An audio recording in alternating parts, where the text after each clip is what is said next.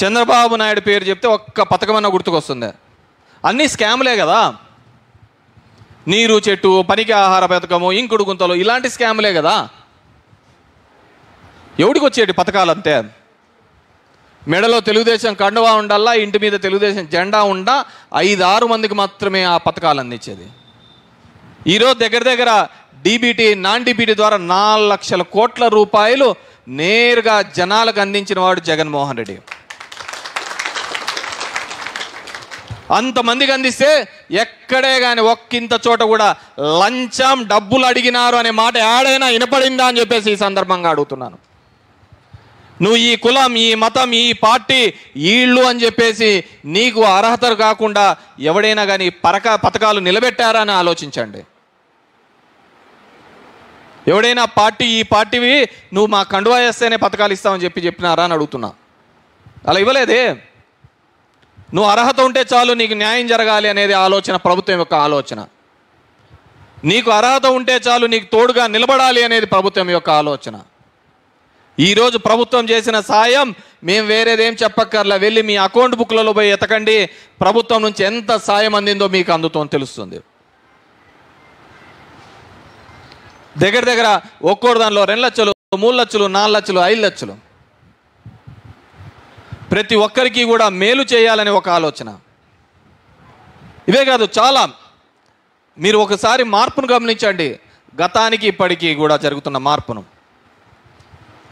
ఈరోజు వాలంటీర్ల వ్యవస్థ ద్వారా 58 నెలలు పెన్షన్ ఇస్తే దానిలో కూడా తట్టుకోలేడు. వీళ్ళందరూ వైఎస్ఆర్ కాంగ్రెస్ పార్టీ వాళ్ళు, వీళ్ళు వాలంటీర్లుగా ఉండకూడదు, వీళ్ళ ద్వారా పెన్షన్లు ఇవ్వకూడదు అని చెప్పేసి వీళ్ళందరూ గోన సంచులు మోసే వాళ్ళు అని చెప్పినాడు.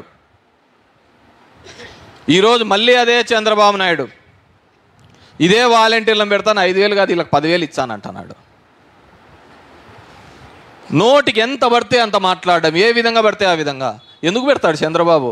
జగన్మోహన్ రెడ్డి పెట్టిన వాలంటీర్లను పెడతాడు, అంతకంటే తిక్కోడు ఏమన్నా ఉంటాడా? నోటికి వచ్చిన, ఎందుకంటే తన ఆలోచన విధానమే తప్పు. ఎప్పుడు మోసం చేయడం, మభ్యపెట్టడం, ఏదో విధంగా. అంతకుముందు ఏ విధంగా పెన్షన్లు ఇచ్చేవాళ్ళు. ఈరోజు ఇంటింటికి వచ్చి, మీ ఇండ్ల దగ్గరికి వచ్చే పథకాలు అందించే కార్యక్రమం చేస్తున్నారు. వాలంటీర్ అంటే అదేందో పెన్షన్ల కోసం కాదు, వాలంటీర్ అంటే ఒక నమ్మకాన్ని క్రియేట్ చేసినాడు.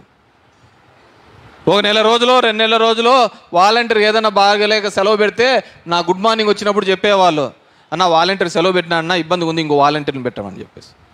అది ఇంతకుముందు ఉన్న జన్మభూమి కమిటీ మెంబర్లను ఎవడు అడిగేవాడు కాదే.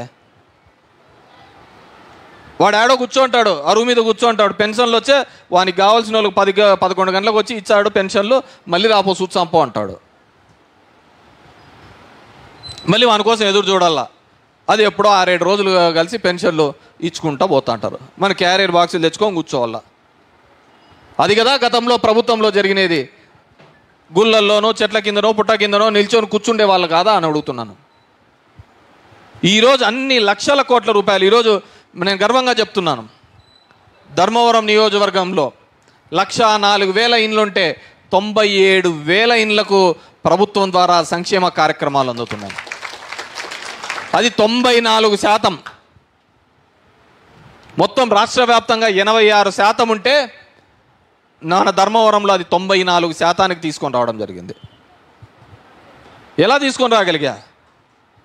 నేను పొద్దున్నే లేసే నా గుడ్ మార్నింగ్ ప్రోగ్రాం, ధర్మవరంలో ప్రోగ్రాంల ద్వారా గడప గడపకు వచ్చా. ఇంతకుముందు ఎప్పుడైనా ఏ ఎమ్మెల్యే అయినా కానీ మీ గడపలు దొక్కి మీకు ఏముందమ్మా సమస్యను అడిగిన సందర్భం ఉందా అని అడుగుతున్నా. ఏం కావాలమ్మా మీకు, మీ పిల్లలు ఎలా చదువుతున్నారు, మీకు ఏ కష్టం వచ్చింది, మిమ్మల్ని ఎవడైనా ఇబ్బంది పెడుతున్నాడా అని చెప్పేసి ఎవరైనా కానీ మీ గడప దగ్గరకు వచ్చి అడిగిన వాళ్ళు ఉన్నారా లేదని. మన బంధువులు అడగరే, మనం బాగుంటే తట్టుకోలేని కొంతమంది కూడా అడగరే.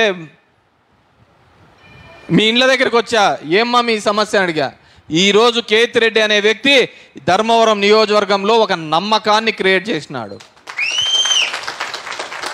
ఏమిటి ఆ నమ్మకం అంటే, ఎవడైనా కానీ బెదిరించినా, ఎవడైనా కానీ లంచం అడిగినా, ఎవడైనా కానీ ఇబ్బంది పెట్టినా ధర్మవరంలో కేతిరెడ్డి అనే అతను గుడ్ మార్నింగ్ ద్వారా ఇంటింటికి వస్తాడు, మీకు సంగతి అక్కడొచ్చి ఆయనకు చెప్తే మీ సంగతి తేలుస్తాడనే ఒక నమ్మకాన్ని క్రియేట్ చేశానా లేదా అని మీరు ఆలోచించండి.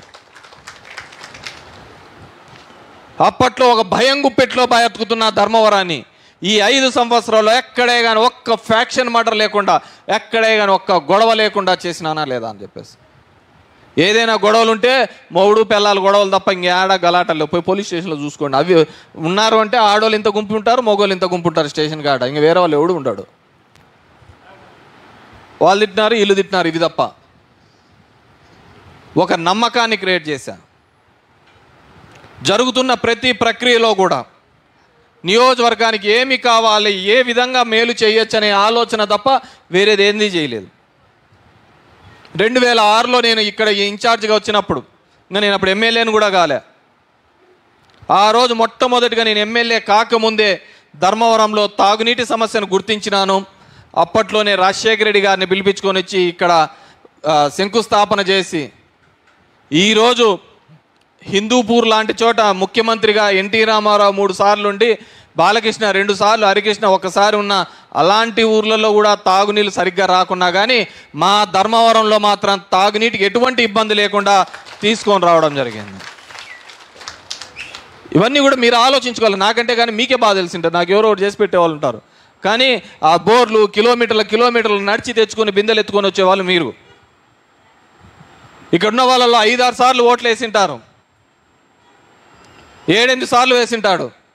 అది కులం ఆధారితంగా, మతం ఆధారితంగా, పార్టీ ఆధారితంగా ఓట్లు వేసింటారు. కానీ మంచి చేసిన వానికి మంచిగా నిలబడడానికి మొట్టమొదటిసారి ధర్మవరంలో ఓటు వేయాలి అని చెప్పేసి మీ అందరినీ కూడా కోరుతున్నాను. లేకుంటే మంచి చేయడానికి ఎవడే కానీ ముందుకు రాడు. ఈరోజు చేనేతలు గతంలో ముడి సరుకు రేట్లు పెరిగినాయని చెప్పేసి ధర్నా కూర్చుంటే అప్పటికి ఇంకా రాష్ట్రంలో ఎక్కడా కానీ స్కీమ్ తేలా. నేను మొట్టమొదటి తీసుకొని వచ్చిన స్కీము, తీసుకొని వచ్చి 600 రూపాయలతో పథకం మొదలు పెట్టినాను. చంద్రబాబు వచ్చి పెంచుతానని చెప్పినాడు, ఇవ్వలే. ధర్నాలు చేశాం ఇక్కడే ఇదే కళాజ్యోతి సెంటర్లో. స్వయానా ఇప్పుడు ముఖ్యమంత్రిని ఆ రోజు ప్రతిపక్ష నాయకుడు హోదాలో ఇక్కడికి పిలుచుకొని వచ్చి, అన్నా మా ఊర్లో ఈ విధంగా ఇన్ని మగ్గాలు ఉన్నాయి, ఈ విధంగా కష్టాలు పడుతున్నారు, వాళ్ళకు మనం అండగా ఉండాలి అని చెప్తే అదే మీటింగ్లో మగ్గం ఉన్న ప్రతి ఇంటికి కూడా 24,000 రూపాయలు ఇస్తామని చెప్పేసి హామీ ఇప్పించడం జరిగింది. ఇప్పటికి 1,21,000 రూపాయలు ఆ మగ్గం ఉన్న ప్రతి కుటుంబాన్ని కూడా ఇప్పించినామో లేదో మీ పాస్బుక్లు ఎతుకుతే తెలుస్తుందని చెప్పేసి ఈ సందర్భంగా తెలియజేసుకుంటున్నాను. చూసుకోండి మీ పాస్బుక్లంతా. ఏం చేసినాడు చంద్రబాబు, ఇప్పుడున్న బీజేపీ? వీళ్ళు కాదా చేనేతల మీద ఆ 5% GST తీసుకొని వచ్చినది వీళ్ళు కాదా నేను అడుగుతున్నా. ఈరోజు వాళ్ళు చెప్తున్నారు నాకు ఢిల్లీలో ఇంత పలుకుబడి ఉంది. నీ పలుకుబడి ఢిల్లీలో వద్దు నాయనా, మా గల్లీలలో మగ్గం నేస్తూ ఇబ్బంది పడుతున్న మా చేనేత కార్మికులకు వీళ్లకు ఆ 5% GST తీపిస్తే చాలు నాయనా, నీ ఢిల్లీ పలుకుబడి ఏందో తేలిపోతుంది ఇక్కడికే అని చెప్పేసి నేను అడుగుతున్నాను.